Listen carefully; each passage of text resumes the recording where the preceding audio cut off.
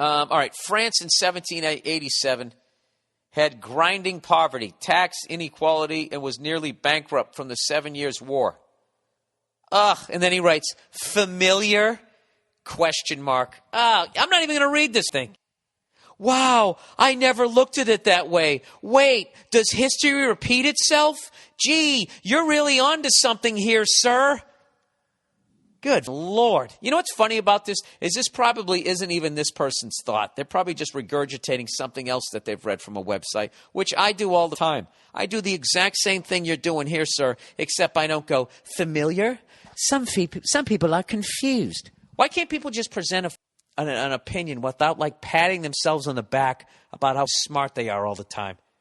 You know, you're a moron just like me, okay? I'm going to read this, and I'm going to skip over.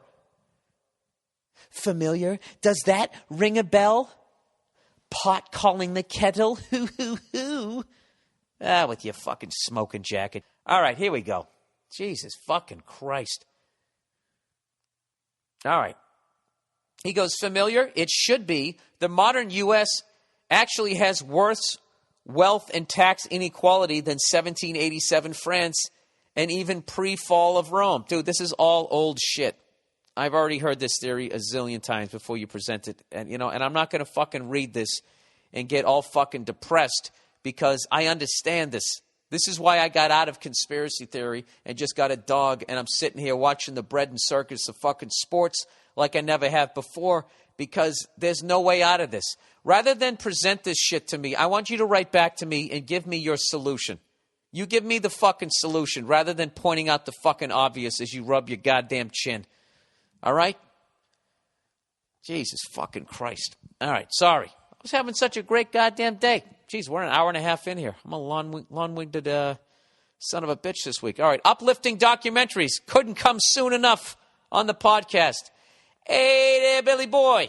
Love the podcast and all your specials. Can't wait to see you in Dublin in a few weeks. You're a good man. And Irish eyes are laughing. Billy Redface is bright and gay. I got a heartwarming documentary for you. Since Blackfish and Dirty Wars might have got you down a bit. I appreciate that. People, I love when you send the documentaries that are eye-opening and make me feel like I want to kill myself. But also, every once in a while, you got to give me a little sugar. So he goes, they might have got you down a little bit. Here's some uplifting stuff. It's called The Pipe, and it's about a tiny village in the west coast of Ireland taking on a massive oil corporation and winning. Oh, I love it already. Even if it isn't true. I love it. It focuses on the community's refusal to have a dangerous pipeline running through their village. It shows the vicious brutality of the cops against the protesters, and in particular, 5 men who go so far as to serve time in prison to get justice. Dude, those guys are saints. That's when you are committed to a cause, all right? And that's when, you know, they should make a movie about you. And then fucking actors who have personal trainers and microbiotic diets, you know, show up with abs and get to play you in your life story, that William Wallace shit, you know? 5 men who go so far as to serve time in prison to get justice.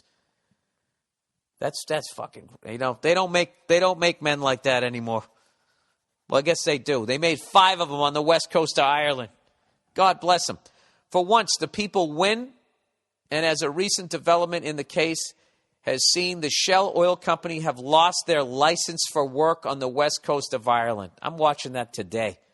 Today, here's the link. It's up on YouTube, everybody. You should check that out. It's called The Pipe. And another one for the full documentary.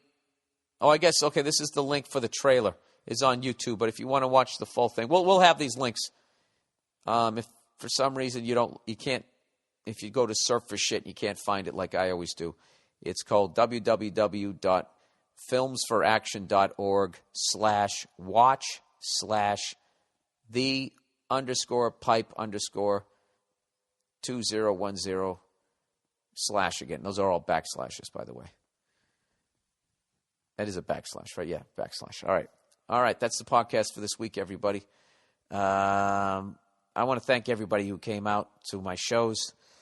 this weekend in D.C., New York, and Philadelphia. It was fucking, I'm going to use the word magical.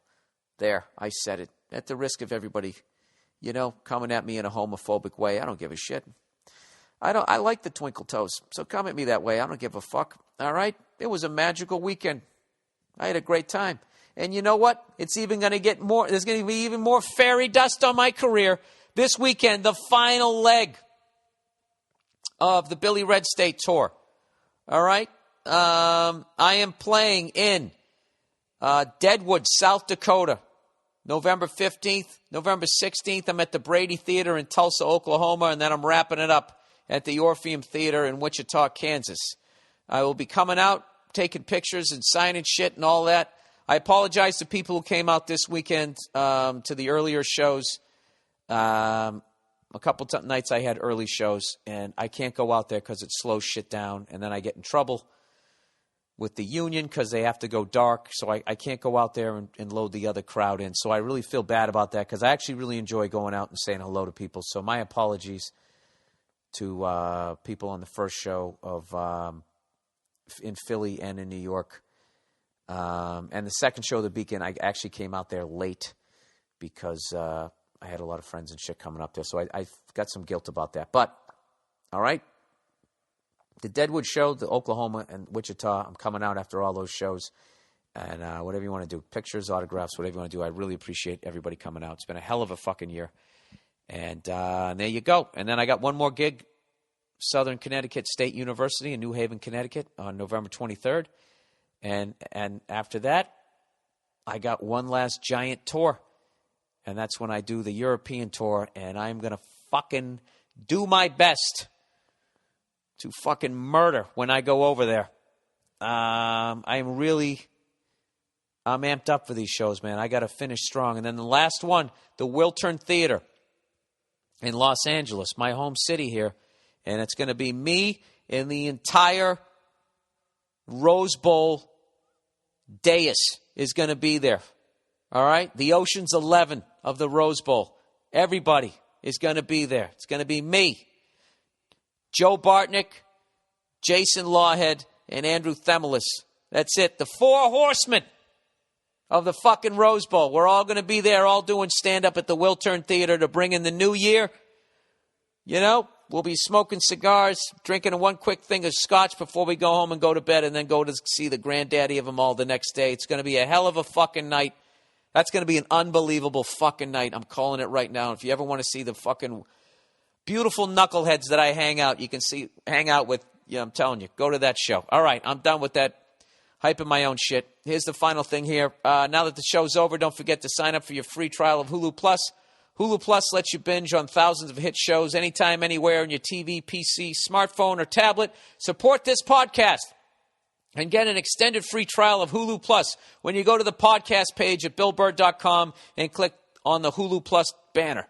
Or go to HuluPlus.com/Bill. That's HuluPlus.com/Bill. Okay, that's the podcast for this week. Have an excellent week. Good luck. God bless. Go fuck yourselves. And I'll see you out there on the road.